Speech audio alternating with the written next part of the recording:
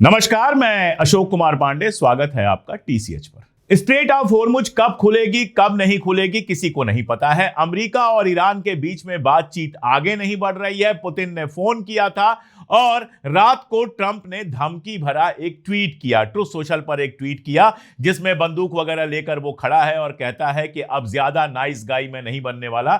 Nice गाई वो कभी नहीं था, धमकियां लगातार दे रहा था और उसकी धमकियां नहीं चली, ये अलग बात है। ईरान ने उसकी धमकियों को बेकार कर दिया, ये अलग बात है और इसीलिए सीज फायर खिंचता चला जा रहा है। लेकिन स्ट्रेट ऑफ होर्मुज का कोई मसला हल नहीं हो रहा है। ईरान का कहना यह है कि न्यूक्लियर वाले मामले पर बाद में बात करेंगे, आप नाकाबंदी खोल दो, हम स्ट्रेट ऑफ होर्मुज को खोल देंगे। यह बवाल चल रहा है। दूसरे वीडियोस में इस पर बहुत डिटेल में बात कर चुका हूं। इस वीडियो में मैं एक अलग तरह की बात कर रहा हूं कि हिंदुस्तान ने अमेरिका के प्रेशर में लगातार झुककर क्या खोया है और क्या पाया है। देखिए, चाबहार के प्रतिबंध पर जो छूट दी गई थी वो 26 अप्रैल तक की थी। आज जब मैं आपसे बात कर रहा हूं तो 30 अप्रैल हो चुकी है, 30th ऑफ अप्रैल हो चुकी है और 26 ऑफ अप्रैल को बीते 4 दिन हो गया है। चाबहार का जो पूरा प्रोजेक्ट है जिसके बारे में मैं आपको बताऊंगा, वो प्रोजेक्ट हमारा लटका हुआ है और भारत के ऊपर अमेरिका का प्रेशर है कि चाबहार से बाहर निकल जाओ। अब बीच के रास्ते निकालने की कोशिश किया जा रहा है कि किसी प्राइवेट कंपनी के थ्रू ये काम कर लिया जाए कि प्रतिबंध भी ना रहे और चाबहार भी चलता रहे वगैरह वगैरह। लेकिन चाबहार को खोकर हमने क्या नुकसान उठाया है वो मैं आपको समझाने की कोशिश कर रहा हूं। नक्शा आपके सामने है, वर्ल्ड का नक्शा आपके सामने है। यहां कहीं चाबहार है और यहां है मुंबई और स्ट्रेट ऑफ होर्मुज यहां पर है। अगर चाबहार से मुंबई का सीधा रास्ता बन गया होता, जो पूरा प्लान था कि चाबहार से हम सीधे व्यापार करेंगे, सीधे ट्रेड करेंगे, ईरान जो हमारी चीजें जाती हैं और ईरान से जो हमारी चीजें आती हैं वो सीधे चाबहार से लेकर मुंबई आएंगी और जाएंगी। अगर ये हमने कर लिया होता तो आप ये देखिए कि स्ट्रेट ऑफ होर्मुज जो बना हुआ है, इस स्ट्रेट ऑफ होर्मुज की बंदी या फिर अमेरिकी नाकाबंदी का हमारे ऊपर कोई असर ही नहीं होता। स्ट्रेट ऑफ होर्मुज है यहां पर, अमेरिकन नाकाबंदी कहीं यहां है, ये वाला जो सी ऑफ ओमान का इलाका है, चाबहार यहां है, चाबहार से सीधे मुंबई चीजें चली आती। दसियों हजार करोड़ रुपए चाबहार पर खर्च कर दिए गए थे और अभी तक चाबहार परियोजना पूरी हो गई होती। परियोजना क्या, चाबहार में पोर्ट बन ही चुका है लगभग, मुंबई में पोर्ट है ही, चाबहार से आराम से तेल के टैंकर भी आ जाते और दूसरे टैंकर जिसमें सामान आते हैं वो भी आ जाते और हमें भी जो ईरान को भेजना है वो यहां से हम भेज पाते। सस्ता तेल हमको लगातार मिल रहा होता और हमारे सामने जो एक संकट है, कल आपने पढ़ा होगा कि कुछ एयरलाइंस ने गवर्नमेंट से यह कहा है कि हमें अपना ऑपरेशन बंद करना पड़ेगा क्योंकि फ्यूल नहीं है और फ्यूल लगातार महंगा होता जा रहा है। ये सारी जो परेशानियां हमारे सामने हैं, इन परेशानियों से हमें मुक्ति मिल गई होती। अब मैं आपको बताता हूं पाकिस्तान क्या कर रहा है। चाबहार जहां पर है उससे थोड़ा आगे ग्वादर है। ग्वादर पोर्ट पर समझौता है चाइना और ईरान और पाकिस्तान का। पाकिस्तान ने क्या किया है कि ग्वादर पोर्ट को खोल दिया है और साथ में खोल दिया है कराची पोर्ट को। यानी ग्वादर पोर्ट से ईरान से चीजें सीधे जाएंगी कराची और 6 लैंड रूट्स खोल दिए गए हैं और उसके बाद यानी जमीन के रास्ते बड़े आराम से वो चाइना भी जा सकती हैं और पाकिस्तान के अंदर तो सामान आता ही रहेगा।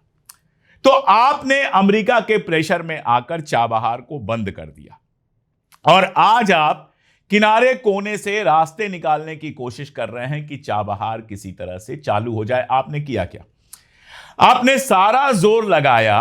पिछली बार जो G20 की मीटिंग हुई थी जिसमें आप प्रेसिडेंट बने थे और सारा तमाशा हुआ था पूरे देश में, आपने पूरा जोर लगाया हाइफा मुंबई रूट के लिए।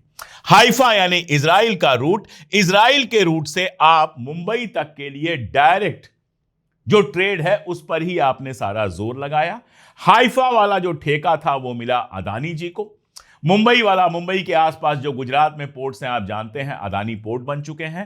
तो हाइफा से लगातार अदानी पोर्ट में सामान आ रहा है, जा रहा है। आपको लगा ये कि अमेरिकन प्रतिबंध जो है अगर उसको मान भी लेंगे तो कहीं कोई समस्या नहीं होने वाली है क्योंकि हाइफा से सी रूट से तो चीजें आती ही रहेंगी। आपने कभी सोचा ही नहीं कि प्रॉब्लम वहां भी हो सकती है जहां अभी नहीं है, यानी स्ट्रेट ऑफ होर्मुज में भी प्रॉब्लम हो सकती है। अब आप देखिए, स्ट्रेट ऑफ होर्मुज बंद है, ना वहां से आपके पास तेल आ पा रहा है, ना गैस आ पा रहा है, ना यहां से चीजें वहां जा पा रही हैं। तो एक तरफ यहां से जो लोग ट्रेड करते थे या एक्सपोर्ट करते थे इस रास्ते से, उनकी हालत खराब है, कंपनियां बंद हैं, मजदूर घर बैठे हुए हैं। और दूसरी तरफ पूरे देश में यह प्रॉब्लम आ रही है कि कहीं कल को तेल की किल्लत ना शुरू हो जाए। छोटे शहरों से तमाम खबरें ऐसी आ रही हैं कि लिमिटेड पेट्रोल और डीजल बांटा जा रहा है। अनलिमिटेड नहीं है, आप गाड़ी फुल कराने जा रहे हैं, लेकिन कहा जा रहा है 1000-2000 का पेट्रोल ले लीजिए, इससे ज्यादा हम नहीं दे पाएंगे। एलपीजी की प्रॉब्लम शुरू ही हो चुकी है और कल कोई बड़ी बात नहीं है कि हमारे यहां पेट्रोल डीजल की प्राइसेस भी बढ़ जाए और प्रॉब्लम भी बढ़ जाए। तो मेरा सवाल बहुत सीधा सा है कि अमेरिका के साथ, अमेरिका के दबाव में झुकते चले जाने का आपको क्या फायदा मिला? राम माधव अमेरिका में बैठकर कहते हैं कि अमेरिका ने कहा रशिया से तेल खरीदना बंद कर दो, हमने बंद कर दिया। अमेरिका ने कहा ईरान से तेल खरीदना बंद कर दो, हमने कर दिया। उसके बावजूद अमेरिका ने हमारे ऊपर पिछली बार से ज्यादा टैरिफ लगा दी। अभी तक जो एवरेज टैरिफ थी उससे ज्यादा टैरिफ लगा दिया। उसके पहले तो 50% टैरिफ लगाया था और हमने बिना कोई खास विरोध किए बर्दाश्त कर लिया। क्यों कर लिया? अमेरिका खुश नहीं होगा, क्योंकि मैं बार बार कहता हूं कि कोई दबाता जाएगा, आप दबते जाएंगे तो वो आपको दोस्त नहीं समझेगा। पाकिस्तान का अमेरिका के साथ अच्छा रिश्ता है, चाइना के साथ अच्छा रिश्ता है, लेकिन उसने 6 ट्रेड रूट खोल दिए जमीन के, ग्वादर खोल दिया, कराची खोल दिया, उसके पास सामान की कमी नहीं आनी है। और आपने अमेरिका से अच्छा रिश्ता बनाने के लिए चाइना से दुश्मनी कर ली, ईरान से सामान खरीदना बंद कर दिया, तेल खरीदना बंद कर दिया, रशिया से तेल खरीदना बंद कर दिया। अब हालात ये हैं कि रशिया से जब इजाजत मिलेगी अमेरिका की तब आप तेल खरीदेंगे, ईरान से जब अमेरिका की इजाजत मिलेगी तब आप तेल खरीदेंगे। नतीजा क्या है? क्या आपको कोई रास्ता नहीं मिल रहा है? अब चाबहार को दोबारा कैसे साइड से कहीं से शुरू कराया जाए, आप इसके रास्ते तलाश कर रहे हैं। अरे खुद मुख्तार मुल्क थे आप, आपने मना कर दिया होता अमेरिका को, सीधे मना कर दिया होता कि हम ईरान के ऊपर जो तुमने बैन लगाया है तुम जानो, लेकिन हम ईरान से तेल खरीदना बंद नहीं करेंगे, हमें सस्ता तेल मिलता है।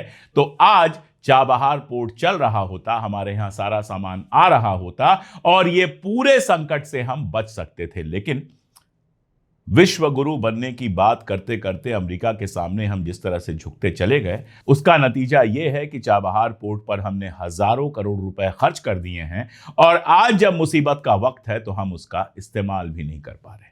अब ये किस तरह की विदेश नीति है, ये आप बताइएगा। अब आप देखिए इंडियन इकोनॉमी के ऊपर इसका असर कितना खतरनाक होता जा रहा है। पहले ही अमेरिकन टैरिफ की मार भारत की अर्थव्यवस्था पर पड़ी। अमेरिका में जो टैरिफ लगे उसके चलते हमारे एक्सपोर्ट लगातार कम होते गए। कालीन से लेकर तमाम सारे दवाइयों तक के जो हमारे एक्सपोर्ट होते थे वो कम हुए। उसका असर यह हुआ कि कई फैक्ट्रियां बंद हुई और मजदूरों को काम से निकाल दिया गया। ऊर्जा बिल जो हमारा है, एनर्जी का जो बिल है वो हमारा बढ़ गया है। शिपिंग और बीमा लागत, क्योंकि बीमा अब जो कंपनियां शिपिंग के लिए कर रही हैं ज्यादा पैसा मांग रही हैं, तो शिपिंग और बीमा दोनों की कास्ट हमारी बढ़ गई है। सप्लाई चेन पूरा का पूरा डिस्टर्ब है क्योंकि स्ट्रेट ऑफ होर्मुज बंद है और वहां से सामान नहीं आ पा रहा है। नतीजा यह हुआ है कि एक्सपोर्ट में भी हमारे 7% की गिरावट आई है। हमारा एक्सपोर्ट 7% कम हो गया है और जहां दावा किया जा रहा था दूसरी तीसरी सबसे बड़ी इकॉनमी बन जाएंगे, हम 6वें नंबर पर आ गए हैं। हमारी इकॉनमी अब 6वें नंबर की इकॉनमी बन गई है और इससे भी खुश मत होइए, क्योंकि ये तो होल इकॉनमी की बात होती है। अगर पर कैपिटा इकॉनमी की बात करेंगे तो हम 100वें नंबर के आसपास हैं। इसके अलावा क्या हुआ है, रुपए की वैल्यू लगातार गिरती चली गई है। आज जब 30 तारीख को मैं आपसे बात कर रहा हूं, 30 अप्रैल को, तो रुपए की कीमत जो है वो 95 रुपीस के आसपास पहुंच गई है। और ये मत कहिए सारी दुनिया में गिर रहा है, सारी दुनिया की करेंसी नहीं गिर रही है। हिंदुस्तान की करेंसी अगल बगल की करेंसी से भी ज्यादा गिर रही है। एक जमाना था जब नरेंद्र मोदी जी कहते थे कि रुपए की जब वैल्यू गिरती है तो प्रधानमंत्री की इज्जत गिर जाती है, लेकिन इस समय रुपए की वैल्यू गिरने पर आप बात नहीं कर रहे हैं, लेकिन वैल्यू गिर तो रही है।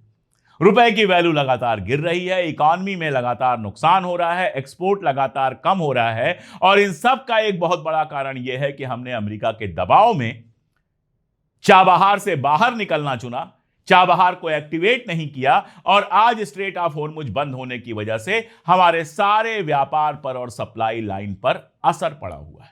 सवाल फिर वही है कि ऐसा क्या था कि अमेरिका के सामने आप लगातार झुकते चले गए? ऐसा क्या था कि अपना फायदा, अपने मुल्क का फायदा, अपने मुल्क के रहने वालों का, अपनी आवाम का फायदा सोचने की जगह आप अमेरिका के सामने झुकते चले गए? आप बताइए हमें। अमेरिका से बार बार मैं यही सवाल पूछ रहा हूं कि अमेरिका के सामने झुकने से हमें क्या हासिल हुआ? अमेरिका ने क्या हमें एक्स्ट्रा दे दिया? क्या कोई ऐसा हथियार F-36 वगैरह वगैरह हमको दे दिया विद टेक्नोलॉजी जो इसके पहले नहीं दे रहा था? क्या हमारे यहां से एक्सपोर्ट बढ़ गया? अमेरिका को हम ज्यादा एक्सपोर्ट कर रहे हैं? नहीं। ना सिक्योरिटी में हमें कुछ अलग से दिया, ना हमारा एक्सपोर्ट बढ़ा, ना हमारे यहां कोई अमेरिकन इन्वेस्टमेंट हो रहा है। आखिर किस बात के लिए हम अमेरिका के सामने झुकते चले जा रहे हैं? हर तीसरे दिन अमेरिका कोई ना कोई बहाना बनाकर हमारी बेइज्जती कर देता है। कभी हेल होल कह दिया, नरक का द्वार कह दिया, कभी कह दिया कि इंडिया के साथ जो हमारे व्यापार रिश्ते हैं उसमें इंडिया हमें लूट रहा है, हमें लगातार नुकसान हो रहा है। कभी कह दिया कि हमने फोन करके ऑपरेशन सिंदूर रुकवा दिया। इसके अलावा क्या किया है? आप my friend my friend my friend कहते रहिए, हो सकता है अडानी जी को फायदे हुए हों। जाहिर तौर पर हाइफा वाला जो समझौता हुआ है उसमें अडानी जी को ही फायदा हुआ है, लेकिन बाकी हिंदुस्तान की आम आवाम को क्या फायदा हुआ है अमेरिका के सामने झुककर? यह बात 100 बार सोचिए, और 100 बार सोचिए कि यहां अगर जो चाबहार है वहां से मुंबई का रास्ता खुल गया होता और स्ट्रेट ऑफ होर्मुज का खतरा हमारे पास नहीं होता, स्ट्रेट ऑफ होर्मुज की बंदी और अमेरिका की नाकाबंदी का हमारे ऊपर कोई असर नहीं पड़ता, तो हमारे जहाज बेरोक टोक ईरान से माल ला रहे होते, ईरान भेज रहे होते। कम से कम ऑयल के मामले में हमारी सप्लाई लाइन, ऑयल और गैस के मामले में डिस्टर्ब नहीं होती।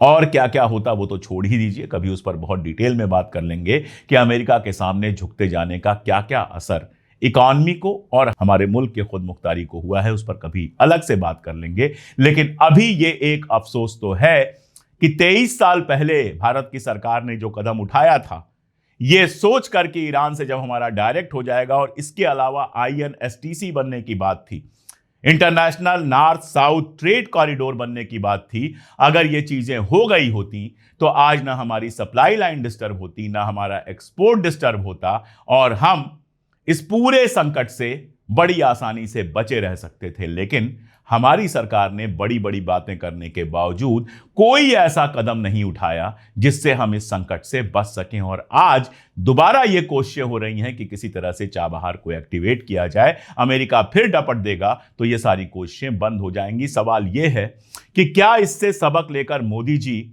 आगे जो अपनी विदेश नीति बनाएंगे उसमें अमेरिका के दबाव से मुक्त हो पाएंगे? आपको क्या लगता है? कमेंट में जरूर बताइएगा। आज के लिए इतना ही, बहुत शुक्रिया।